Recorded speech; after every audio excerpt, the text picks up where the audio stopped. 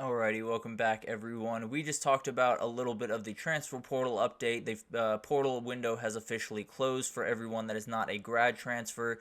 So tons of stuff happening. Still recruitment's going on, but a lot of guys have either picked where they're going or the signs are very, very clear of where they're going to end up. But we will definitely continue to unpack that, give you guys updates when needed. But let's get into Nebraska and let's talk about this season that is ahead for them. A huge season. I apologize, my hair is a little bit all over the place right now. But a huge season ahead of them, and it all is because of one guy. Dylan Raiola is the most important person, you could argue, in college football this year. When you talk about how much one fan base is putting on one person, it'd be hard to find someone that outweighs Dylan Raiola. Now, you could go to Shedeur Sanders, who absolutely has a ton on his shoulders every single day. You could go to a number of different teams, but Dylan Raiola is the guy that, man, I can't imagine being put in this position, but he's handling it really well right now. But let's jump in and kind of do this how we usually do this, go offense, defense, and then we'll go to schedule, and then kind of just get my overall thoughts on what this season could look like for the Cornhuskers. So a lot of this has to do with some of the craziness that has been going on around the Big Ten in general. There feels like there's a little bit more of an opening in the college football world when it comes to the the Big Ten in particular. You have Oregon coming in, who I think is going to be a great team, but when you look at USC, UCLA, and Washington, not necessarily the teams that they were a year ago, not necessarily the threats that a lot of people maybe expected them to be coming in to the Big Ten. And then you have Michigan replacing all of those guys that just found their way to the NFL. So many guys that has to be replaced there. Ohio State's obviously shaping up to be a great team. Penn State is still kind of up in the air. So there's openings, I guess is the best way to put it. And Nebraska is a team that absolutely is going to be after one of those openings. And it all starts with this offense, right? We looked at the defense last year. It was really good, and we'll get to that a little bit later. But the offense starts and almost ends with Dylan Raiola, right? He is the guy that has been pitched as the savior of Nebraska football. He's the one that they want to bring them back to the top of college football. Can he handle that? He looked more than fine on Saturday, but we'll find out in the fall if he can fully handle what's being put on his shoulders. Now, there's a lot of stuff in place to make that a little bit easier on him. Marcus Satterfield is his offensive coordinator, has done a great job pretty much everywhere he's been. Struggled a little bit when he was up there with the Panthers, but at the end of the day, this is a guy that can not only create really good offense, but create offense that is digestible, create offense that is dictated by the run. When you have guys like Gabe Ervin Jr. and Raheem Johnson, who both actually are coming back from injury, but once they do, they should be more than fine in that running back room. Also have Dante Dowdle, who is a transfer from Oregon, so there's plenty of talent there. And Marcus Satterfield, if we know anything about him during his time at Baylor and during his time at Temple, running the ball is going to be the place where their money is made. And then you'll take your chances where they find them in the passing game, and you got plenty of guys to throw to in the passing game as well. Isaiah Nayer, a transfer from Texas, has shown to be a very smooth route runner, a guy that can get downfield very quickly and kind of unlock that arm talent that we've heard so much about when we talk about Dylan Raiola, and we saw a little bit of it on Saturday. And then you have Jamal Banks, who I tend to believe is going to be the wide receiver one. He came over from Wake Forest, and definitely a very, very talented kid, someone that could absolutely be the go-to guy for Raiola, but that doesn't end the wide receiver room by any means. There are plenty of other guys in there. Garcia Castaneda, I can never get that name out right. Malachi Coleman, and especially Jalen Lloyd, who has come on very, very strong in the spring. They have a very capable group. Now, you do need some guys to step up the way that they haven't quite been asked in the past, like Isaiah Nayer. But at the end of the day, very talented guys, guys that have a ton of ability. And if Dylan Raiola can put balls the way that on them the way that he was on Saturday, they won't have any struggle in this offense by any means. The O-line is the big question mark here. They really struggled with that front.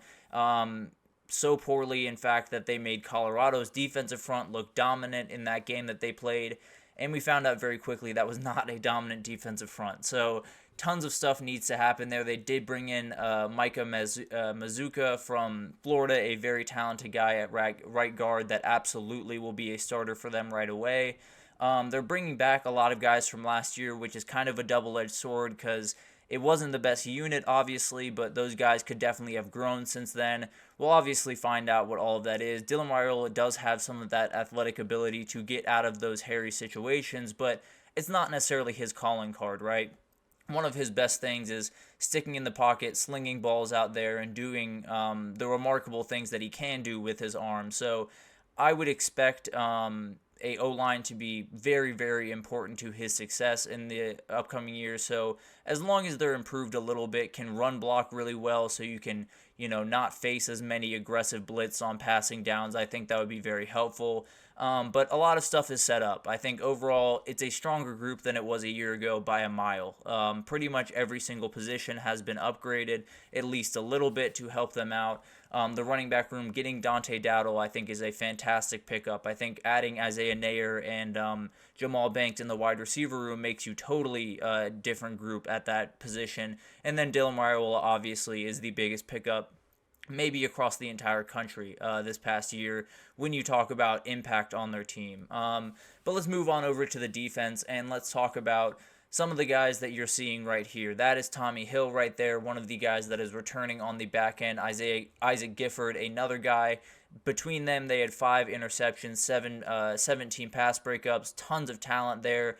Bly Hill is the other corner on the other side. He came in from a very small school this year, but has taken a ton of steps forward in the spring, has really wowed and did some really good things in the spring game for Nebraska, so that'll be really interesting to watch. But this D-line is really where everything starts. It's a very, very solid group. You have Nash Hutmaker, Nash Hutmaker and Ty Robinson, 2 guys that a lot of people around the program say these are NFL caliber defensive tackles. They're going to be holding down the interior defensive line. And then you have Jamari Butler coming off the edge. All guys that have been very talented in the past. Now, they did lose Chief Borders to the portal, which was not one they were expecting because he had an absolutely huge spring and it kind of burst onto the scene. But they still have guys behind him that can definitely help out. You have MJ Sherman, you have Princewell Umanmielen, who is the brother of Princely Umanmielen down there at Ole Miss. So you have guys behind him that can definitely help out, but a pretty big loss there with Chief Borders finding a new place to play. Maybe they can pull him out of the portal, who knows, but definitely a guy to watch as we go throughout the next little bit in the transfer portal. At linebacker, the guy that is stealing the show is a freshman, Vincent Shavers, who kind of had an interesting situation, was a part of the Miami class until they kept bringing in players. And when you bring in players to a class that can only have so many kids, some kids get cut, and that's exactly what happened to him pretty much. And he found his way to Nebraska and has been absolutely incredible. Now, this position group overall is a little bit tougher of a group. Stephon Thompson is another guy that could absolutely be used as a useful rotational piece there, but this is a thin group. When you talk about this defense, definitely the point of attack, I suppose, for offenses is this linebacker group, but they definitely will get better throughout time, and I think Vincent Shavers has shown just give him a little bit of time on the football field, and he'll be more than fine. So it'll be really interesting to see that develop. This was a really good defense last year, 11th in the country when you talk about total defense, and it was really the offense that held them back a little bit. So I'm sure they're very happy to have Dylan Raiola and all those guys coming in. I think this is going to be one of the better defenses in the Big Ten, and if you're one of the better defenses in the Big Ten, you're one of the better in the country. So the question is, I guess, how many of those guys will step up, how many of those guys will take that next step. MJ Sherman, I think, is a hugely important person for them going forward. Tons of guys that need to step up, but I think this defense is going to be really, really good, really solid, not make a lot of mistakes, kind of that bend but don't break mentality for them, and I think it'll benefit them greatly. But let's get to their schedule and kind of break down what that looks like, because there's a lot going on here, and it's a relatively navigable schedule. Not necessarily easy by any means, but you start with UTEP. That's a layup. If that's not a layup, we have a different conversation to have about Nebraska after week 1. But then you get to the Colorado game, and that's going to be a huge game. Obviously, a game that you lost a year ago that you probably should have won. Anyone that watched that game, it was a defensive battle right after Colorado put up about 1,000,000 points on TCU, and it was not what we were expecting, but it looks like this year it feels like Nebraska is on a little bit better of footing. Now Colorado is as well, so I think that will be a very, very fun game. Kind of similar to last year, but just more playmakers on the field, to be totally honest with you. But then you have Northern Iowa, you have Illinois at home, and then you go to Purdue before finishing this first little bit off with Rutgers before you get to your first bye. All of those games are winnable. I don't think there's any question about that. They could very easily start this year 6-0, but that Colorado game is obviously the toss-up. Also, at Purdue can get a little bit sketchy. Illinois is not necessarily the easiest opponent, so none of these are necessarily, outright layups aside from UTEP and Northern Iowa, I hope. But I do think this is a stretch where you could see Nebraska just continue to climb up those boards and continue to have wins on that record, and it'll be really interesting if they get to that first bye week 6-0. You'll hear some very, very interesting talk around Nebraska now. Are those the most impressive 6 wins in the world? Probably not, but at the end of the day, still a lot of momentum going into that bye week, and then coming out of it, you have at Indiana, you have at Ohio State. 2 games that will be hugely important. If you can split those 2, you're not going to beat Ohio State at home. If you beat Ohio State at home, Dylan Raiola should get a statue outside the stadium that night. But if they can beat Indiana, if they can keep that momentum rolling, maybe you drop one to Ohio State, that's fine. And then that UCLA game will be very interesting. You don't really know what you're getting, obviously, the first time that they're facing off as Big Ten opponents. So that will be a very interesting game to watch. UCLA, I would say, is not necessarily on the best of footing right now. So I'd lean towards Nebraska in that game right now, but tons can change before then, before you get to your last bye. And then this last 3 games, in my opinion, are the ones that will define whether this team ends, 8-4 or 9-3 or 6-6 or 7-5. These games are hugely important. At USC is a team, logically, if you look at them roster for roster, I would probably take Nebraska's roster. The question then becomes, can you handle, traveling that far and handling a atmosphere you've never had to be in? And maybe Miller Moss ends up being the quarterback that we saw in the bowl game and not the quarterback we saw in the spring game. And maybe some of the defensive struggles come along a little bit faster than you would assume for USC. So that's a very sketchy game. That's kind of a toss-up in my eyes.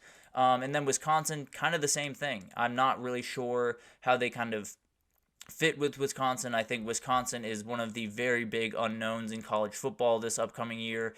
So you never really know what that game's going to hold. And then at Iowa, that could be a total toss-up. Playing at Iowa is incredibly tough. That defense is going to be good. There's no question about that. That offense, hopefully, will be a little bit better than it was a year ago. So a lot of those games will, be able to unpack a little bit more as the season goes on. But those are 3 hugely important games for Nebraska, either finishing it off on a great foot and going into 2025 with all this momentum and Dylan Raiola as your quarterback for the second year, and all the things are going the exact way that they want them to go.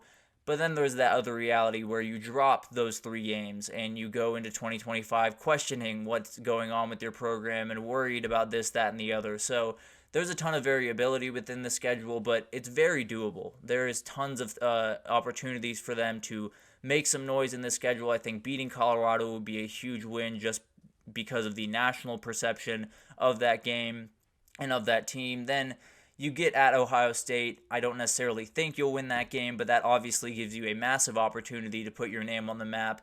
And then you get at USC, you get at Iowa, Wisconsin. These games, don't necessarily seem like the sexiest games in the world when you look at them at face value, but they're going to be really tightly contested and going to be the games that Nebraska, has lost in the past and needs to win going forward. So it'll be really interesting to watch this all unfold. I think when you talk about this Nebraska team, there's so many different things at play, right? There's so many different variables and unknowns.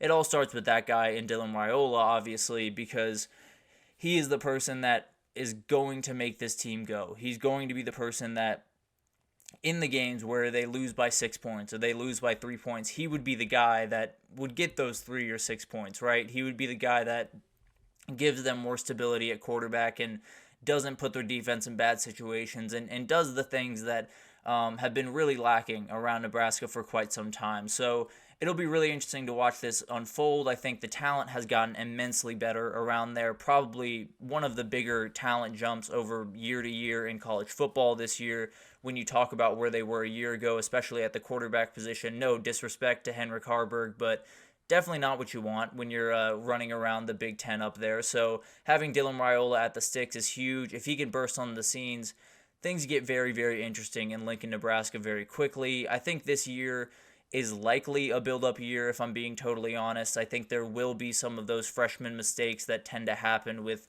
these quarterbacks when they first come onto the scene, especially in the Big Ten, where you're facing incredibly tough defenses week in and week out. So I think this will be a little bit of a build-up year. I think they're a team that could beat some teams they're not supposed to beat, but also lose to some teams they're not supposed to lose to. They could kind of have that, learning how to win type of year that all these teams need to have. In that rebuild, you saw it in year 2 under Sark in Texas, where they went 8-5. Lost some games they probably shouldn't have lost, but learned how to win, learned how to get a little bit better, and then they burst onto the scene. And it's something that has happened over and over with Matt Rule, whether it's Temple or Baylor.